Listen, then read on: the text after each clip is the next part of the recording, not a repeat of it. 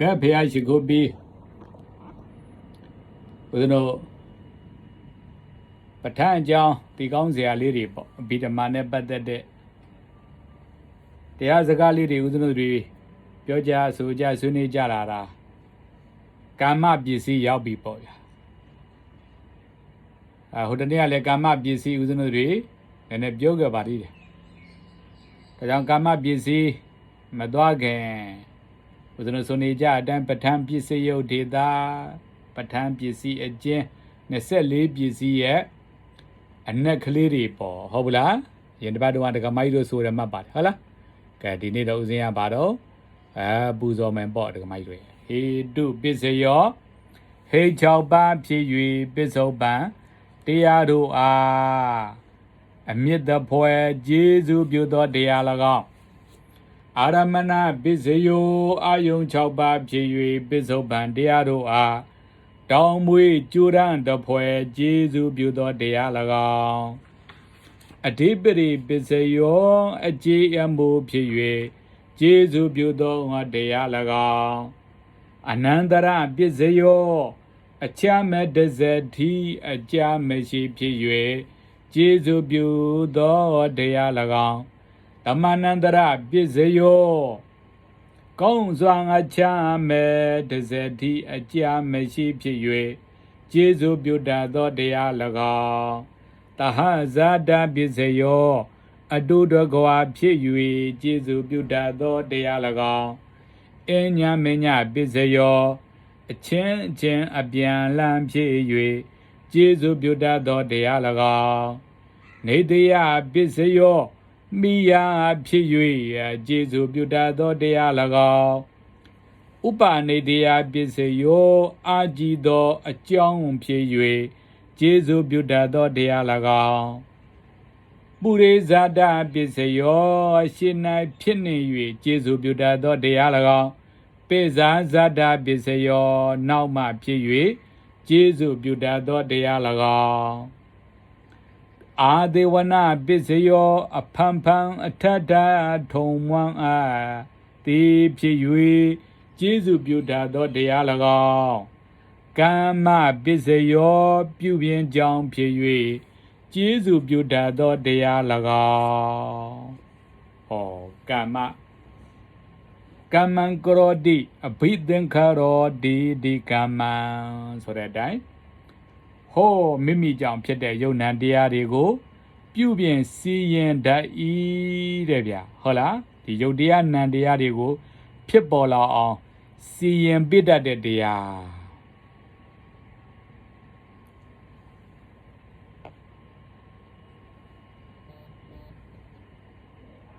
ယုတ်တရားနံတရားတွေကိုဖြစ်ပေါ်လာအောင်စီရင်ပြတတ်တဲ့တရား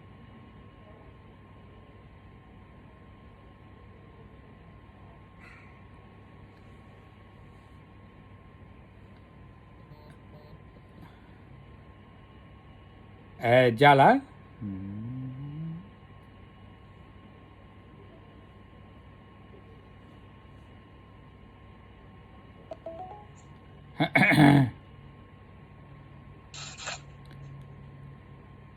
ကြပါဟုတ်လားယုတ်တရားနံတရားတွေဖြစ်ပေါ်လာအောင်စီရင်ပြတတ်တဲ့သဘောကိုကံလို့ခေါ်တာပါပဲဟုတ်ပလားဒါအဲ့ဒီကံမှာဥဇနုတွေ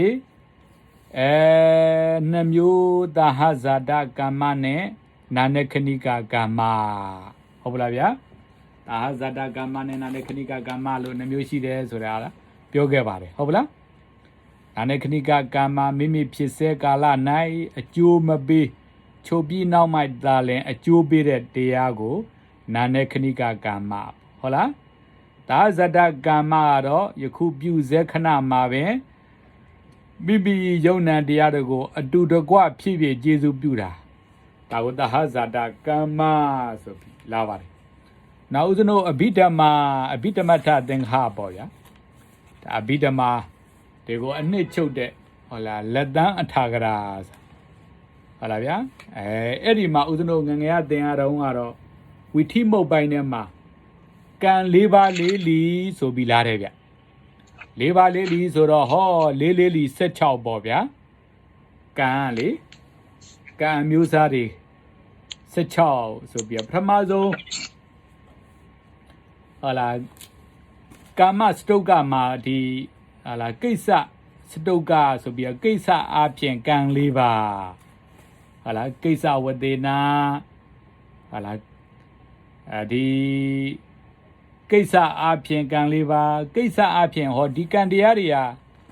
ဘလို့ကံနေတော့ဆိုတဲ့အခါကျတော့ဥဒ္ဒနောဇနကံဥပထံပကကံဟာလားဇနကံဟောလားဗျာဇနကကံဒါပိုကောင်းတယ်ဗျာဇနကကံဇာကွေဇနငယ်ယေနကာယေကဇနကကံဥပထံပကကံဥဟာလားအခရာဥ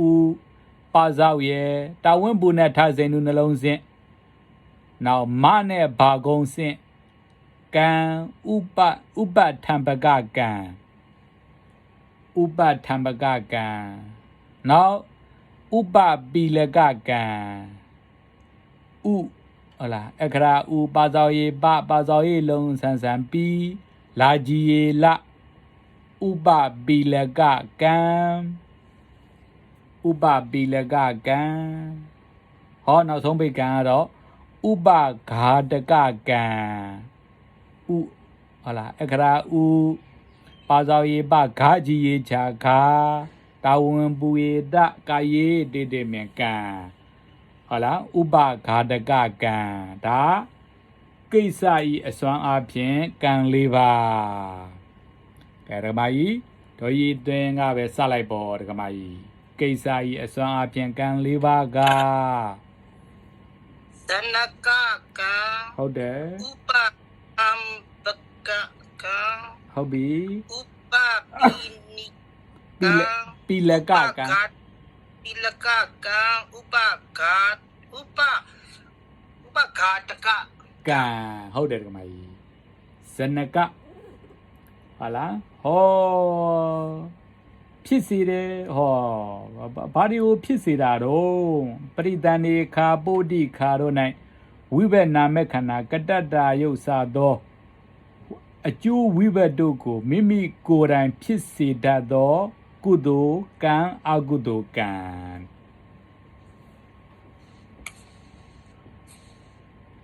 ဒါအတူကောက်ကတော့ပရိသန္တိပဝတ္တိဝိဘက်ကတ္တတာဖြစ်စေမူကျေစုပြုကု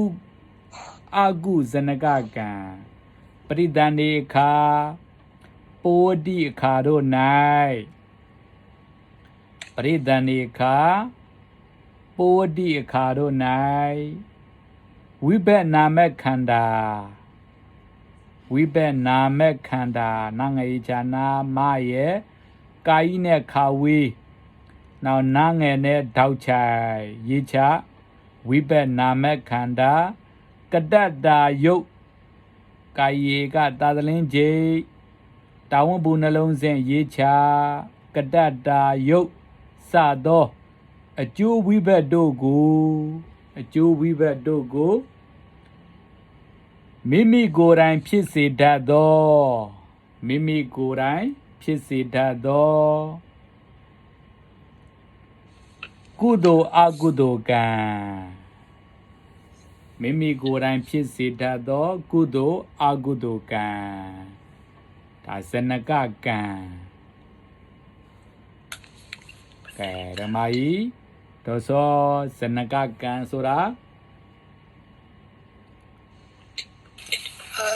ပဋိတတိအခါပုဒ္ဓိအခါတို့၌ဝိဘက်နာမခန္ဓာကနုက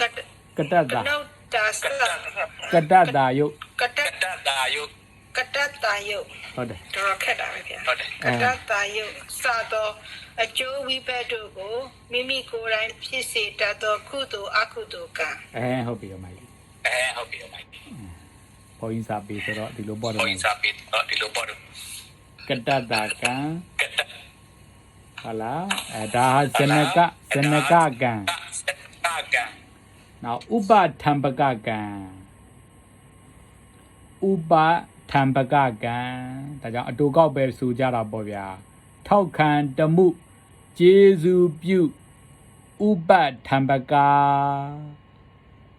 ထောက်ခံတမှု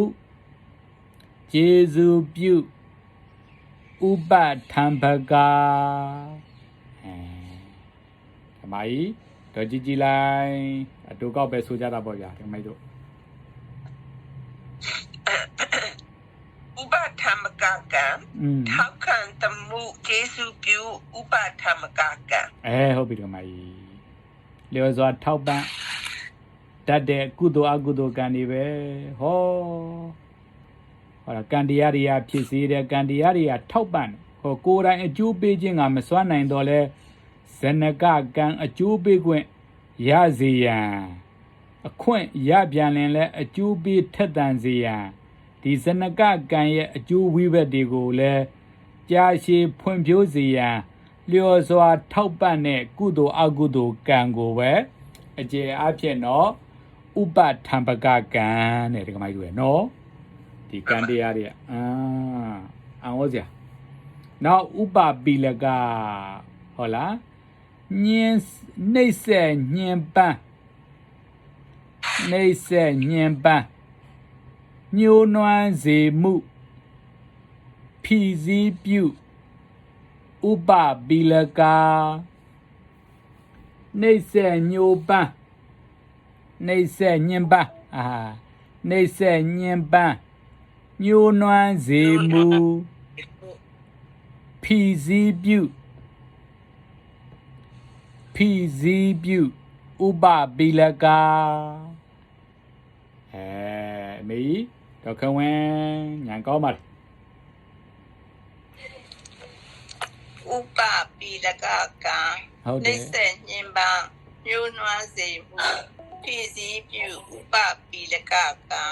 ဟုတ်တယ်မေကံတရားတွေကဖြစ်စေတဲ့ကံတရားတွေကဘာဖြစ်တော့အမလေးထောက်ပံ့ပြီဟေးဒီမှာကျတော့ဘာဖြစ်တော့အမလေးကံတရားတွေက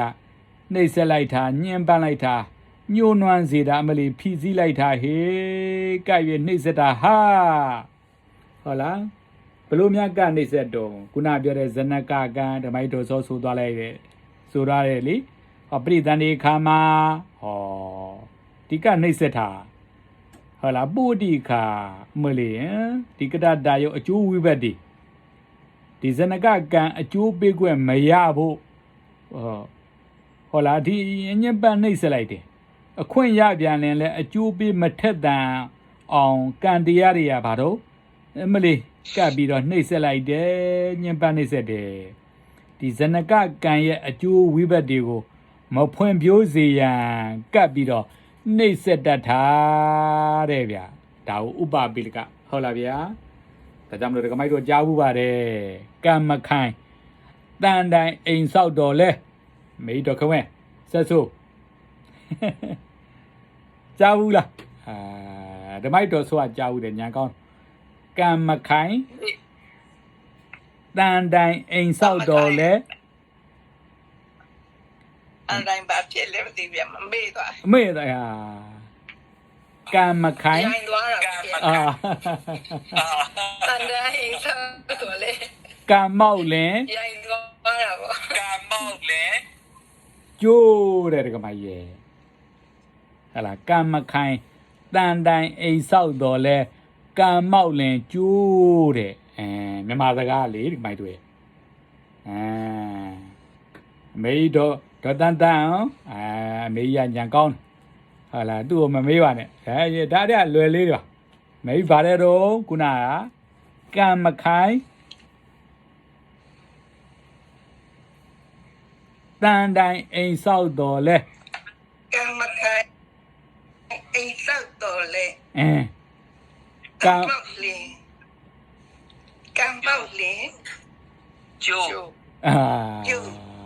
ကံမောက်လင်ကျိုးဟုတ်တယ်လေမေးရဲ့ကံမောက်လင်တော့ကျိုးတာပဲကံမခိုင်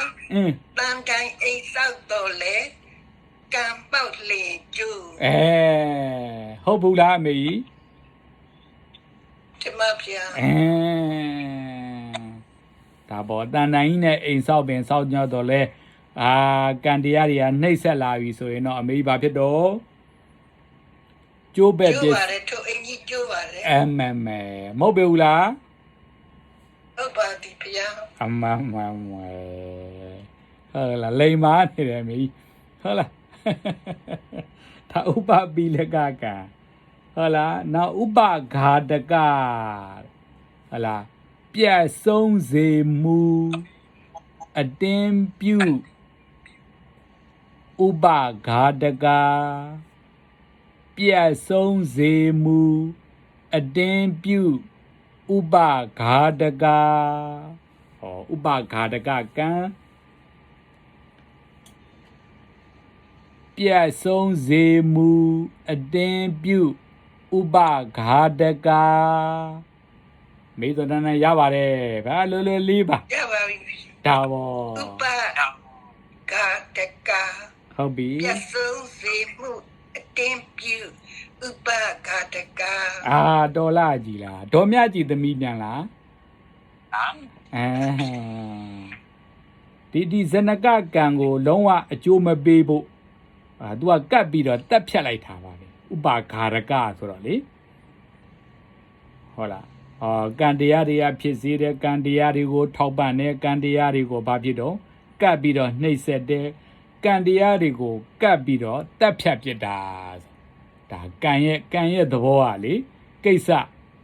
အလုတ်ကိစ္စဟာဒါပဲတဲ့အမေတို့ရဲ့နော်ဟုတ်လားဒီဇနကကံတွေကိုအကျိုးမပေးဖို့ဥပဃာရကကံကတက်ဖြတ်တယ်ဇနကကံရဲ့အကျိုးဝိဘက်တွေကိုပြုတ်သွားအောင်ကပ်ပြီးတော့တက်ဖြတ်တာဟာဒါဥပဃာရကကံပါတဲ့ဒါဟာကိစ္စအစွမ်းအပြင်ကံ၄ပါးနောက်ပါကဒါနပရိယာယဆိုတဲ့ဟုတ်လားအကျိုးပေးအလှည့်အစဉ်အပြင်ကံ၄ပါးဒါ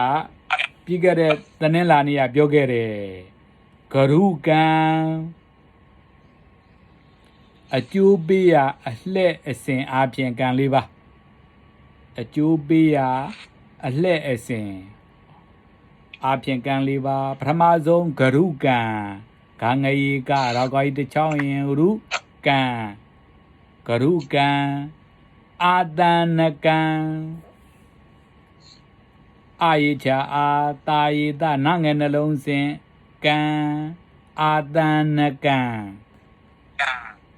နောက်အာစိဏကံအာယေချာအာစာလုံးလုံးဤတင်နာကြီးနှလုံးစဉ်ကံအာစိဏကံနောက်ကတ္တတာကံကာယေကတာတလင်ကြီးတဝန်းပူနှလုံးစဉ်ဒါကြောင့်မလို့ကတ္တတာယေချာကံကတ္တတာကံဒါဟာဥစ္စနောပါကဒါနဆိုတဲ့အတိုင်းအကျိုးပေးရာအလှည့်အစဉ်အပြင်ကံ၄ပါးလေးပေါ့ရပါတယ်ဒကာမကြီးတို့ကြီးတွင်ရညာကောင်းတော့ပါကဒါနဂရုကအာတာနကအာစိဏကကထတာကဟုတ်တယ်ဒကာမကြီးဒါကြောင့်ဂရုကံဟုတ်လားဂရုကံကဘာတော့အမလေးတပါးသောကံတွေကိုမတားမြစ်နိုင်အောင်ကြီးလေးတဲ့ကံဂရုကံကုသိုလ်အရာမှာမေဂုတ်ကံယင်တစ်ပတ်ကပြောတယ်လေအကုသိုလ်အရာမှာပင်စာနန္တရိယကံတပါးသောကံတို့ကမတားမြစ်နိုင်အောင်ကြီးလေးသောကံတပါးသောကံတို့ကမတားမြစ်နိုင်အောင်ကြီးလေးသောကံကုသိုလ်အရာ၌မေဂုတ်ကံမာယေမဟာယေဂါငယ်နှလုံးစဉ်တစ်ချောင်းရင်တမဟဂုတ်ကံအကုသိုလ်အရာ၌ပင်စာနန္တရိယကံဒီမိုက်တော့ဆိုရပါတယ်ဂရုကံ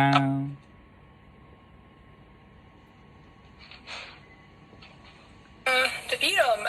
တန်ငယ်တဲ့ဗုဒ္ဓနေ့ကမှတ်ထားဗုဒ္ဓနေ့ကိုတနင်္လာနေ့ကမှတ်ထားတာဂရုကံကစန့်ကျင်ဘက်ကံနဲ့မပယ်ဖြစ်နိုင်သောကံအဲ့လိုပဲရေးထားတယ်ဗျအဲ့လေရတာပဲအခုကနည်းနည်းလေးပြောသွားတယ် တူကောက်ပဲမှတ်ထားရဗျာ ဟုတ်ပြီ စัจကျင်ဘက်ကန်နဲ့မပေဖြစ်နိုင်တော့ကံကဂရုကံ အင်း အတန်ကံကတေကနီးမှာအနိကပြုတော့ကံ ကံရ အ တယ် စိဏကံကနေ့စဉ်မပြတ်အချိန်ရသမျှအလေးချင်းပြုတော့ကံ ဟုတ်ပြီ က ရတ ထု ယ် ထကံကပြုကမြနေရတော့ကံဆိုအဲ့လိုမျိုး အတူကောက် မှတ်ထားပါတယ်ဗျာ အဲ့လေရတာပဲအဲ့ဒီထဲမှာဟလာမေဂုတ်ကံကုသိုလ်ရာမှာမေဂုတ်ကံဆိုတာရူပဝဇ္ဇရာအရူပဝဇ္ဇရာကံနောက်ပင်စာနန္တရိယကံပင်စာနန္တရိယကံတော့ဥဒ္ဓမြန်မာတွေကတော့အကုန်လုံးရတာပါပဲဟုတ်ပလားမာတုဃာတကအမိကိုတတ်တယ်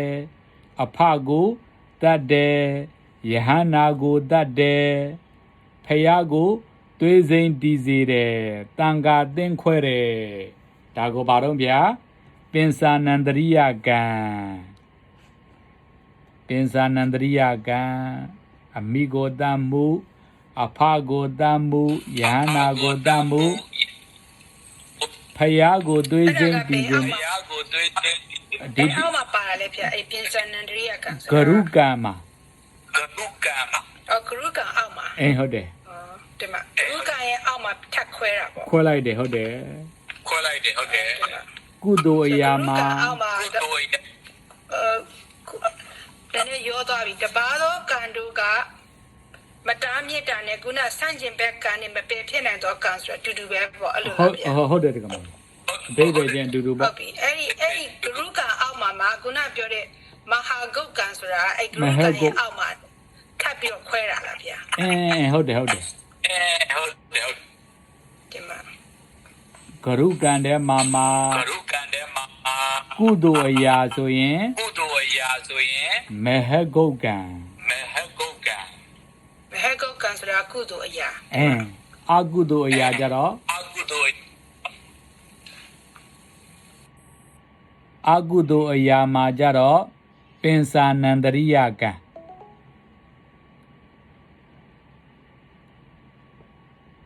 ပင်စာနန္တရိယ ပြင်စာနန္ဒရိယ အင်း ပြင်စာနန္ဒရိယဘယ်လိုပေါင်းလဲဗျာ အပဇောက်ရဲ့ ပါဇောရဲ့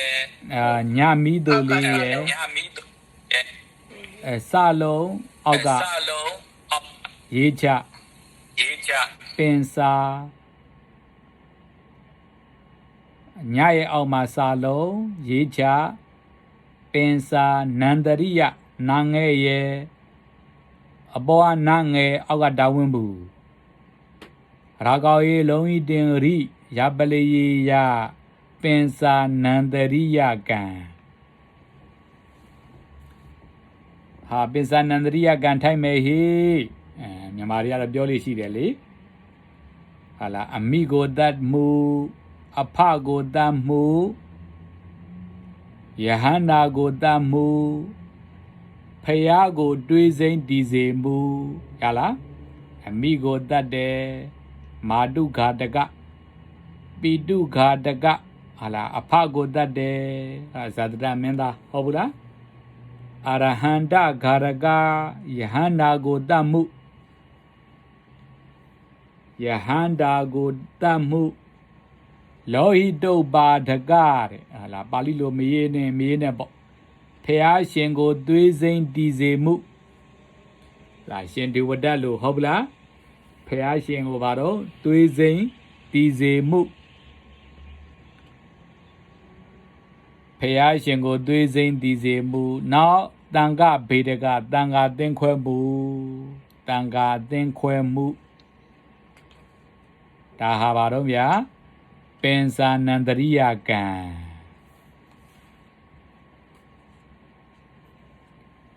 နောက်အာတနကံကခုနကမိုက်ပြောသလိုအမျက်မပြပါတော့တေဂန်ဒီမှာကပ်ပြီးတော့ပြုလုပ်ရတဲ့ကံအာစိန်တကံတော့နေ့စဉ်မပြတ်လေ့ကျင့်အပ်တဲ့ကံကတ္တတာကံတော့ပြုကာမြမတ္တဟလာဖြစ်တဲ့ကံအဲ့ဒီမှာအကျိုးပေးအလှအစဉ်အပြင်ဂရုကံရှိတယ်ဆိုရင်ဘာဖြစ်တော့ဒီကံဒီမှာဂရုကံကအကျိုးပေးတယ်ပေါ့ခုနကုသိုလ်ရာမှာဇန်တရားတွေရပြီဆိုရင်ဧကမုတ်ချပါတော့ဇန်ရတဲ့ပုဂ္ဂိုလ်ဟာရူပဇန်အရူပဇန်တွေရရင် ရူပဗျမအရူပဗျမတွေဧကမုတ်ချဖြစ်မှာပါပဲဂရုကံမှာအကုသိုလ်အနေရာမှာပြင်စာနန္ဒရိယကံကျุလွန်ထားရင်အကျိုးပေးတဲ့အခါကျတော့ဧကမုတ်ချပါတော့အပယ်ငရဲကိုတန်းကနေပါတော့အကျိုးပေးတယ်ပေါ့ဒါအကုသိုလ်အရာမှာ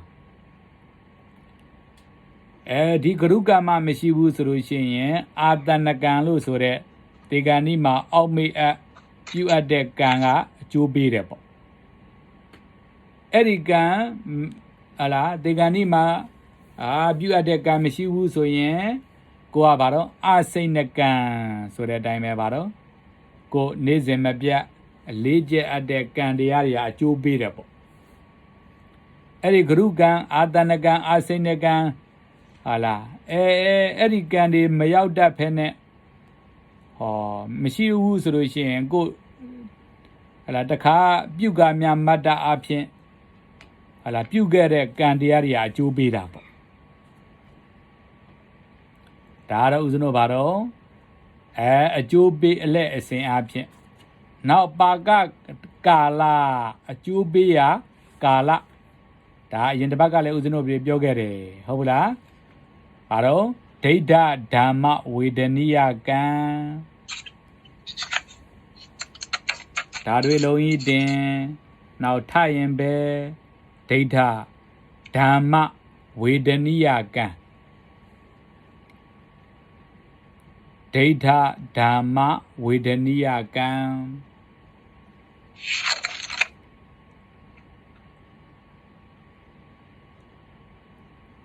ဒိဋ္ဌဓမ္မဝေဒနိယကံနောက်ဥပပိစ္ဆဝေဒနိယကံဥရဲ့ပဇောက်ရဲ့နောက်ပဇောက်ဇာကွက်နှလုံးစဉ်ဝေဒနိယကံဥပပိစ္ဆဝေဒနိယကံ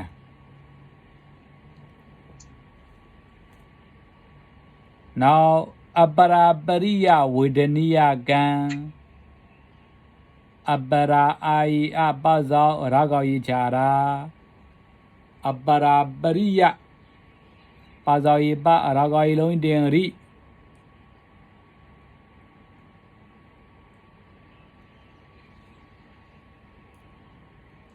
လာအပရာပရိယ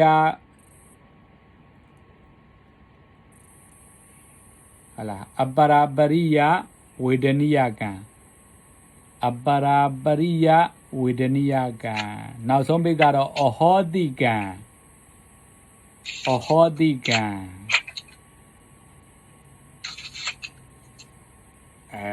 ကဲပါကကာလပေါ့အခုကဘာတော့အကျိုးပေးရာကာလယင်တစ်ပတ်ကလည်းနည်းနည်းတော့ပြောခဲ့ပါတယ်ဓမ္မကြီးတော့ကြည်လိုက်ရလားရပါတယ်ဗျာဆိုလဲပါဦးအကျိုးပေးရာကာလပါကကာလဒိဋ္ဌဓမ္မဝေဒနိယကံဥပပိစေတဥပပိစ္ဆဝေဒနိယကံဥပပိစ္ဆ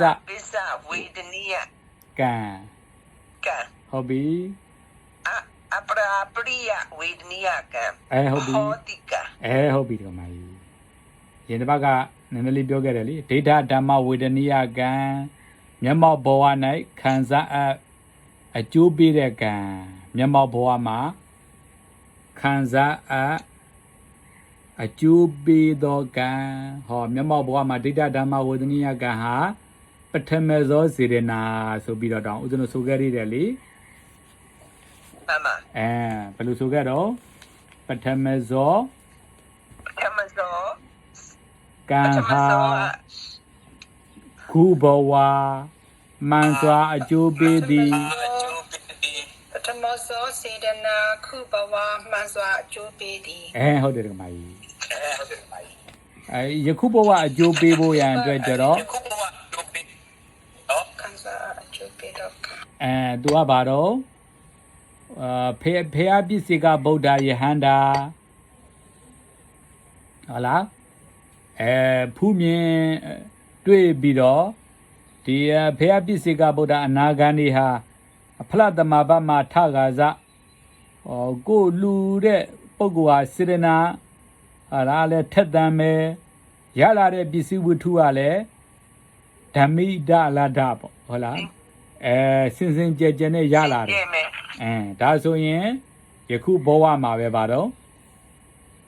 လူလို့တန်းလို့ရှင်ပုံနာလို့လည်းငင်းကြိုးပြီးတယ်အဲ့ဒါကိုဘာဟာဒုတ်တို့လို့ဟုတ်ဘူးလားနောက်ဗါတဲ့တော့ဥပပိစ္ဆဝေဒနိယကံဒါတော့ဒုတိယဘဝ၌ခံစားအပ်သောအကျိုးပေးတဲ့ကံဒုတိယဘဝမှာခံစားအကျိုးပေးအပ်တဲ့ကံကတော့ဇောအနေနဲ့ဆိုရင်တော့ဘာတော့တတမဇော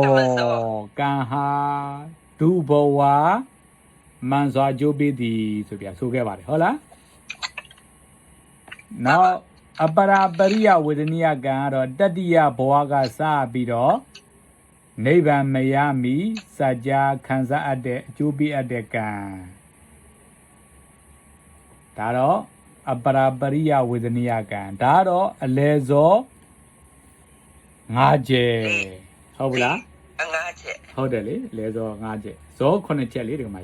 ပထမဇောလည်းပြီးပြီတတမဇောလည်းပြီးပြီဆိုတော့900နှစ်နှုတ်တော့5ချက်ဒါကြောင့်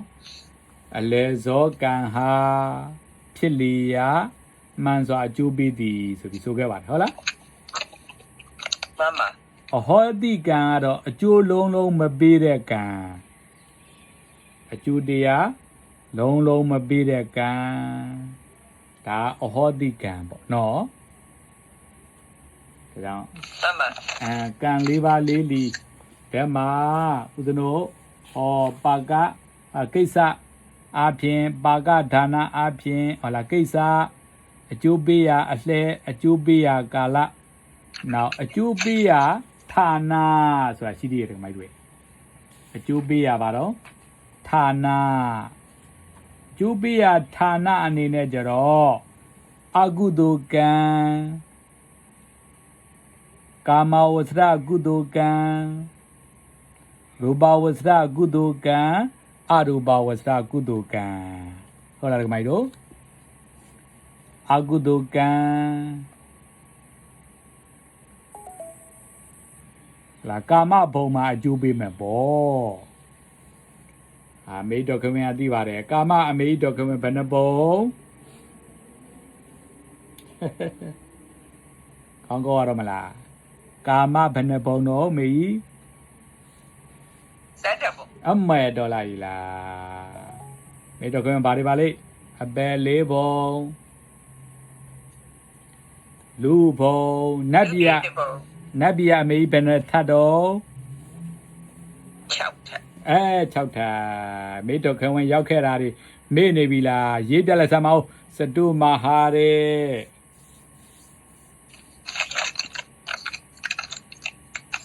တာဝရိန္ဒာယာမာတုတိတာနေမာနရတိပရဏိမိတဝတ္တဝတိနတ်ပြည်6ထပ်မေ့နေပြီလားဟုတ်လားမေဒါဘာတော့အကုသိုလ်ကံအကျိုးပေးတယ်ဒါကာမဘုံဆိုတော့အဓိကတော့အကုသိုလ်ကတော့အမေတို့ဘာတော့ဗျာအပယ်၄ဘုံပေါ့အဓိကပါပဲဗျာဟုတ်လားဗျာနောက်ကာမကုသိုလ်ကံနေဆိုမှဟာလားဗျာလူဘုံနဲ့နတ်ဘုံပေါ့သူကလည်းလာကာမ7ဘုံပဲလို့သူကညွှန်းတာပါပဲအကုသိုလ်ကံလည်းကာမ7ဘုံညွှန်းနေကာမကုသိုလ်ကံတွေကလည်းကာမ7ဘုံနောက်ရူပဝဆရကုသိုလ်ကံကတော့ရူပဘုံပေါ့အမေတွေဟုတ်လားအရူပဝဆရကုသိုလ်ကံကတော့အရူပဘုံ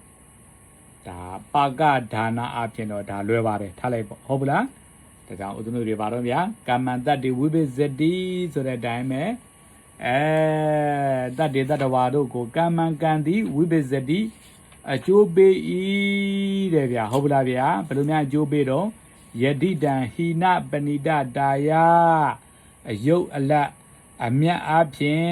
ကာမံကံတိဝိပစ္စတိခွဲချမ်းဝေဖန်ပြီးတော့တတ္တဝါတွေကိုဥဒ္ဓနုတွေပါတော့ဗျာ အကျိုးပေးကြတာပါပဲဗျဟုတ်ပလားဗျာဒါကြောင့်ဦးဇင်းတို့ဒီကံတရားတွေဟာအဘိဓမ္မာတဘောအရာဦးဇင်းတို့မြတ်စွာဘုရားဟောဖို့ညွှန်ကြားလို့သိရတဲ့တရားတွေပဲဟုတ်ပလားဗျာဒါကြောင့်မြတ်စွာဖះကိုပါတော့ဗျာ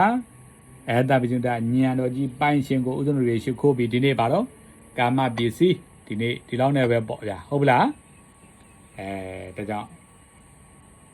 ဦးဇင်းတို့တွေဒီနေ့ပြောရတဲ့အကောင်းမှုကုသိုလ်ကံစေနာတွေကြောင့်ဖះပြီးတော့ဆင်းရဲခတ်သိမ်းကင်းခြင်းနဲ့နိဗ္ဗာန်ရပါလို့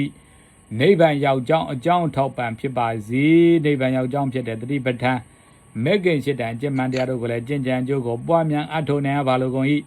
ပွားများအထောက်သည့်အတိုင်းပဲအပေမိစာဝမိစာအပေမိတောင်မိလျံတန္တရာမိတောင်မိလျံကပြည်တိုင်းခြုံငိမ့်လို့နိဗ္ဗာန်၏တန်တိလက္ခဏာဣဇုတိရတအနိမိတ်တပိစုပဋ္ဌာန်လို့ဆိုတဲ့ကိလေသာဝကာမဝဝိဘာဂဝဝတရား၃ပါးငြိမ်းရာဖြစ်တဲ့နိဗ္ဗာန်ဆိုတဲ့ပန်းနိုင်ကိုလန့်ကိုင်းနိုင်ကြမည်သူတော်ကောင်းများဖြစ်ကြပါစေ။ပြပြပေးရစီနဲ့ပြေးစမှာပါ